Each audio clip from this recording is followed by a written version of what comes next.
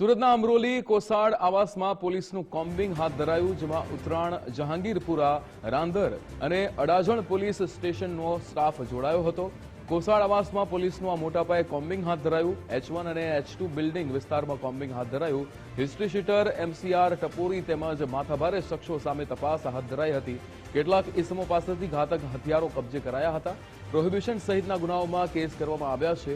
30 જેટલા લોકો વિરુદ્ધ કાર્યવાહી કરવામાં આવી છે। ડીસીપી, એસપી તેમજ 5 પોલીસ સ્ટેશનના પીઆઈ પણ જોડાયા હતા। ઝોન 5ના 100 થી વધુ પોલીસ કર્મચારી અને અધિકારીઓએ ભાગ લીધેલો। કોમ્બિંગ દરમિયાન કુલ 58 આરોપીઓ વિરુદ્ધ કાર્યવાહી કરવામાં આવેલ છે, જે પૈકી 8 જેટલા હથિયારધારાના કેસો કરવામાં આવેલ છે, 15 જેટલા પ્રોહિબિશનના કેસો કરવામાં આવેલ છે। આ ઉપરાંત ભૂતકાળમાં તડીપાર કરેલા 5 ઇસમો મળી આવતા તેઓ વિરુદ્ધ 142 જીપી એક્ટ હેઠળ કાયદેસર કાર્યવાહી કરેલ છે।